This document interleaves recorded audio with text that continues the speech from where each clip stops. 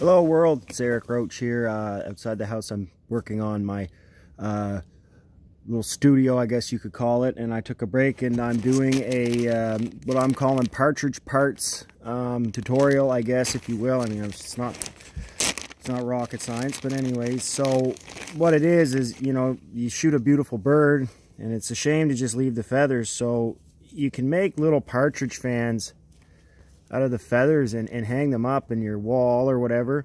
So I kept the fan, and we'll get to that, but first, before I do that, I also kept the head. And you're thinking, Eric, what are you doing? Well, thing is with the partridge, if you look at, or the rough grouse, for, you know, those of you who are snots, look at all those beautiful feathers. I mean, those make awesome fly wings. So what I do is I start plucking them. And you get like one bird really will do you quite a bit of little flies if you want to double up the wings. You know, Lee Wolf, famous fly tyer and fisherman, said that, you know, guys tie flies to salad and some guys tie flies to fish. And most of the guys that he would meet that were famous fly tyers had a box to show and then a box to fish with. So you can imagine that, you know, the ones that were most effective were their perhaps uglier looking ones, not less good, because, you know, there's always something to, you know, having things not look as good for effectiveness. Still skills. So yeah, you get these beautiful little feathers. And I mean, I got a lot of blood on this head, obviously, from gutting it. Now, there's some cool feathers on the top of the rough grouse right here. These guys make really cool streamer flies, I find. Just little streamers. You could use them on some kind of like woolly bugger or, sorry, muddler minnow pattern.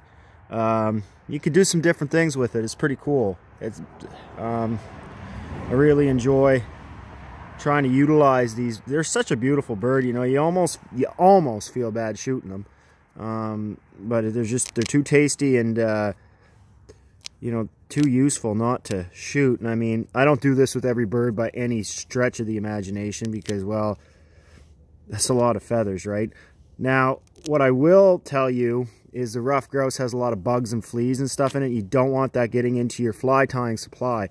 So what you do is you put them in the freezer for 24 hours, you take it out, then you let it, you know, you let it thaw out for a day in a bag, then put it back in for 48 hours, and then let it thaw again. Well, so what that does is that it kills the first bugs, and any eggs that are in the grouse will ultimately die, because they'll hatch, once they thaw, they'll hatch or whatever. So I'm told. I mean, I could be totally off my rocker, but you don't want to introduce pests to your fly tying supply. It's not a good idea. But the feathers here are worth, I think they're worth going after. So anyways, there's different sizes. So now I got him, you know, he's Mr. Cleaned. So what am I going to do with that? Well, a lot of people might think this is crazy, but I am going to attempt to Euro mount that skull. So I'm going to take the feathers. I'm going to have raccoons here tonight just from doing this video. So I'm going to pick up the feathers, and sorry there, I had a phone call coming in.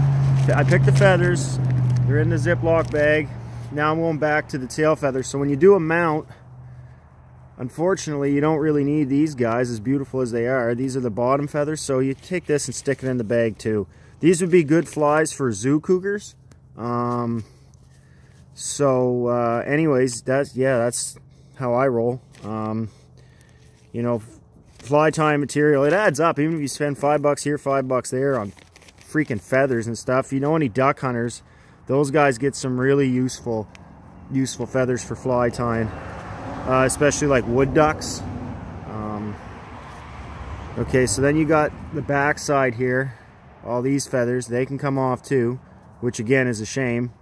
They can't be shown off in the way it's mounted, but I'm not a taxidermist by any stretch of the imagination. So now you're kind of uncovering the little bit of meat from the butt section, and that's okay. Just pick that off. I'm going to throw that over there for some of the critters around the house, I guess. As long as the bear doesn't come back. Brutus the Russia Gornish bear. Alright. Terrorizing the locals' garbage cans. I don't think he bothers anybody though. But that's not the point. He could. I guess is the issue with that. Okay, so we got a bag full. And now we have a fairly stripped rough grouse fan, so you could just spread it out like this and see it's staying spread better already. And what I'm going to do is I'm going to cut a bit of the bottom of the meat out. I'm going to cut this video short now, and I'm going to start boiling the head of this grouse, and hopefully I get something cool to work with. All right, guys, take care.